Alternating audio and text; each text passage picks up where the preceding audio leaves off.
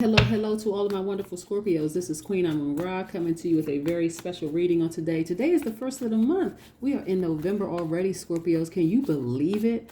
Happy birthday to all of my Scorpios because, woo, just happy birthday. Somebody did win the green aventurine, and I will be emailing you and getting your address, getting your information. So I just want you to know that. Because I have been super duper busy to my Scorpios. So because in honor of the number 1, the first of the month, the 11th month, which we know the number 11 means it's a gateway. The universe is trying to get messages through to you all. So with all this blue moon and planets retrograde and all this other stuff going on, a lot of people don't realize that the number 11 just means that the universe is trying to get messages through to you all. So if you start seeing 1111 everywhere, you start seeing 1 or 111 or, just the number 1 or 11 or 111 or like November the 11th, November the 1st is 111 or 111. Or you start saying 1111, just know that it's messages trying to get, come through the universe.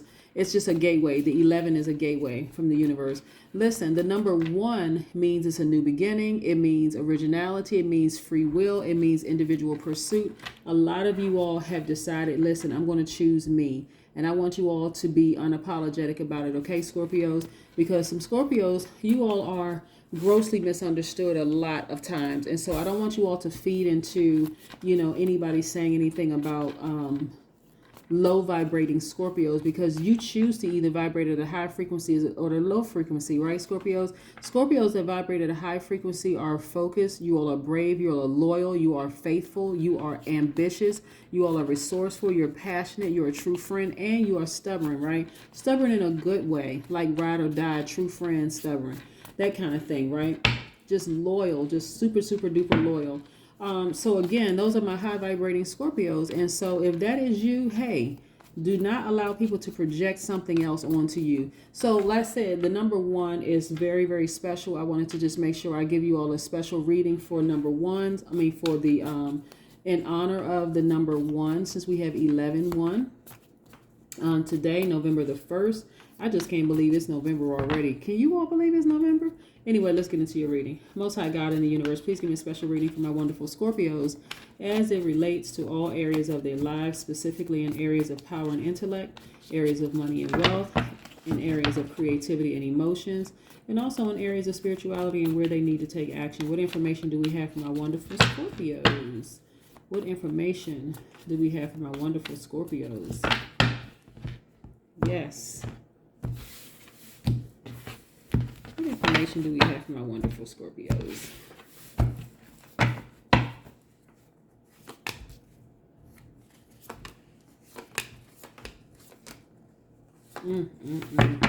All right, Scorpios, look. Some of you all have walked away from some of you all have felt smothered. Honestly, you felt almost like you were sabotaging yourself to stay in a relationship, right? Which is interesting because, and I say this because, to stay in a dysfunctional relationship where a person was trying to create harmony out of disharmony was a mess. And this is who you were when you looked in the mirror. This is who you saw, someone who was smothered, someone who was in bondage, right? And so you decided to walk away. And you decided to choose you. And I'm telling you, I think I said this in one of your other readings, that choosing you was the best decision that you could have made. These cards are coming up again. And this is just further confirmation that choosing you was best for everybody. You, your spouse, the kids, Lottie Dottie, and everybody. Seriously, it was the best decision that you could have ever made. And so while people get frustrated when you choose you first, they don't realize that if you stay in a situation and you feel like this, you feel like you're powerless and you feel like you're in bondage, they're going to get the worst of you. And that's when people realize, when they say things like, oh, Scorpios are jealous, they are secretive, they possessive, they're dominating, and the whole 9 yards. Because when you feel like this, you feel like you're sabotaging yourself, staying in a situation where you feel almost powerless, like a person is intentionally trying to take your power away from you and not just let you be you and speak to your highest vibration. You're only sabotaging yourself. Again, you all are, you know, you're very compassionate people. Very, very compassionate. And I know some people, again, want to give you all a bad reputation, but they don't want to take ownership for the role that they played in the demise of a relationship. And so again, this is not about because if you back anybody up against the wall and you treat anybody horribly, you are going to get low vibration energy, right? So anyway, you all are very compassionate people, and your compassion is actually tied to your money. You deeply care about people, right? It's actually tied to your money. You've been investing in yourself, and you're starting to see the fruits of your labor. This is why a lot of people had to kind of sort of walk away from relationships where they felt like they were smothered and they were sabotaging themselves, so that they could focus on working on themselves and bettering themselves, right? Getting to your highest self, right? A lot of times people don't want to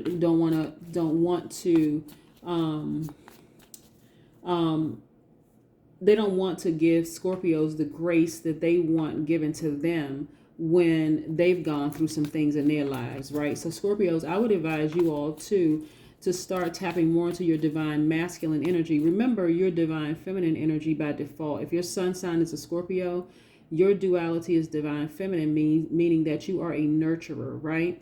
And so sometimes with nurturers, like I said, your energy is directed inward. And so you show your strength through inner reserve. So a lot of times you don't say exactly what you're thinking. But if you're dealing with the person who is constantly pressuring you to just say it, just say whatever, a lot of times you all just go deeper inward, right? Trying to process everything that's happening until finally it's like, okay, I can't take it anymore. I'm done. And so that's when people say, oh, Scorpios are this, that, and the other, talking about low vibration energy. But so Scorpios, what I want you all to start doing is tapping into your divine masculine energy and start being more vocal. If a person is causing you to feel like this, I need you to speak up and say it. Okay, just say it. Listen, I need some space. I feel smothered. You know what? I feel like you're just cutting off my oxygen. Like, people need to hear that. I need you to listen. You're cutting off my oxygen. I need you to back up. I need you to back up, right? So that I can breathe for a minute. Or else you're going to get low vibration. Let's see what else the rest of these cards have to say. Yep. Yep. A lot of you all, I'm telling you, have been in relationships with people. Again, when I say sometimes there's two good people that can be horrible for each other, what I mean by that is that oftentimes when you have divine masculine energies, and I'm talking about the Aquarius, the Libra, the Gemini, the Leo, Sagittarius, and Aries, if a person, that's divine masculine energy. Again, we're not talking about male, female, what you identify as. When you have divine masculine energy in a relationship with divine feminine is the Capricorn, Taurus, Virgo, Cancer, Pisces, Scorpio, then right off the back, there is going to be some differing in how you all communicate with each other first. Okay, I just want to say that.